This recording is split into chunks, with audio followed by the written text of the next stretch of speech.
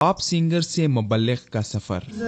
رحمتیں ہوں عطا ہے میری یہ دعا، الہی تیری چوکھٹ پر بھکاری بن کے آیا ہوں، سراپا فقر ہوں، عجز و ندامت ساتھ لایا ہوں، میرا غفلت میں ڈوبا دل بدل دے، ہوا و حرص والا دل بدل دے، میرا غفلت میں ڈوبا دل بدل دے۔ وہ 1987 میں دنیائی موسیقی میں ایک سٹار کی حیثیت سے ابھرا۔ اس کی آواز میں ملی نغمہ دل دل پاکستان، جان جان پاکستان دیکھتے ہی دیکھتے بین الاقوامی شہرت پا گیا۔ پاکستان کا دوسرا قومی ترانہ سمجھا جانے والا یہ ترانہ اس کی پہچان بن گیا اور وہ شہرت کی بلندیوں تک جا پہنچا۔ اس کے دن رات موسیقاروں اور گلوکاروں کے جھرمٹ میں گزرتے تھے۔ قلیل عرصے میں ملنے والی یہ شہرت بہت کم لوگوں کے نصیب میں آتی ہے۔ دنیاوی شہرت اور لوگوں میں پذیرائی اس کے قدم چومتی رہی۔ لگ بھگ 10 سال موسیقی کی دھنوں اور شوبز کی چکا چوند روشنیوں کا سفر طے کرنے والا اب اس زندگی سے اکتانے لگا تھا۔ اس نے دنیاوی شہرت، دولت اور عزت پانے کے باوجود خود میں شدید کمی محسوس کی تھی۔ اسے کہیں نہ کہیں اپنا آپ ادھورا لگتا تھا۔ اس کے دل کو یہ لگی چبھن اسے بے چین کر گئی۔ دل کے سکون، اطمینان اور ضمیر کی خوشی کو ڈھونڈتا یہ مسافر دنیائی موسیقی کو خیر بات کہنے لگا۔ دھیرے دھیرے چہرے پہ سجنے والی داڑھی کے ساتھ ساتھ اس کی زندگی کے معمولات میں بھی تبدیلی آتی گئی۔ 2001 میں وہ ایک بارش اور مشرقی لباس میں ملبوس فرد نظر آنے لگا۔ اس کے ہاتھ سے گٹار چھن گیا تھا، اب گٹار کی جگہ تسبیح نے لے لی تھی۔ اس نے اپنی سریلی، نرم و ملائم اور دل کو موہ لینے والی آواز میں گانا تو چھوڑ دیا تھا، لیکن اس نے آواز سے رشتہ نہیں توڑا۔ کل تک موسیقی کی دھنوں اور اس میں گھل جانے والی آواز اب نبی کریم صلی اللہ علیہ وسلم کی مدح سرائی کے شادیانے بجانے لگی تھی۔ وہ اب موسیقار کی جگہ نعت خواں کہلانے لگا۔ اس کی شہرت روز بروز بڑھتی گئی، مگر وجہ شہرت کا عنوان بدل گیا۔ وہ اب پاپ سٹار سنگر نہیں بلکہ معروف نعت خواں کہلایا جانے لگا۔ اب اس کے شب و روز اللہ اور اس کے رسول صلی اللہ علیہ وسلم کی جانب بلانے میں لگنے لگے۔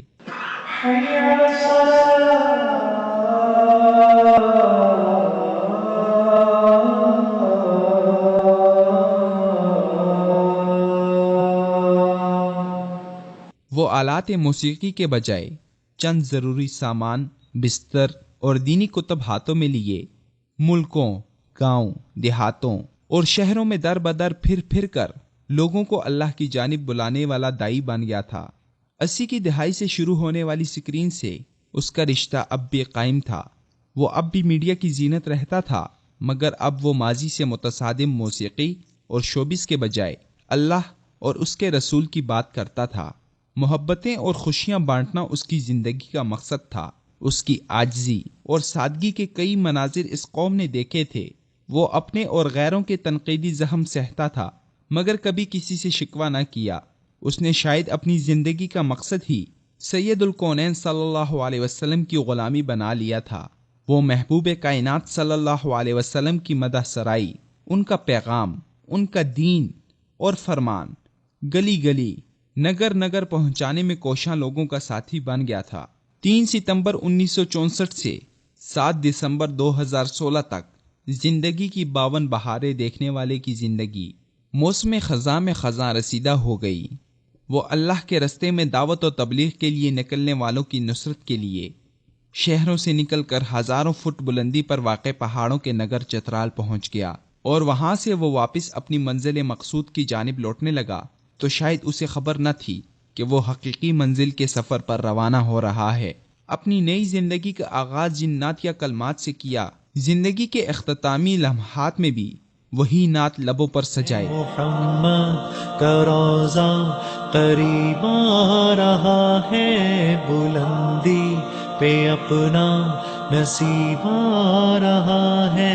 ایبٹ آباد کے قریب مسافر طیارے PK661 کی سیٹ نمبر 27 پر براجمان ماضی کا پاپ سٹار، ماڈل اور گلوکار، حال کا معروف نعت خواں، مبلغ اور سکالر جنید جمشید اپنی زندگی کے نشیب و فراز پر مبنی کتاب حیات کے تمام اوراق لپیٹ کر بارگاہ الہی کی جانب رخت سفر باندھ چلا۔ دنیا کے اے مسافر، منزل تیری قبر ہے، منزل تیری قبر ہے۔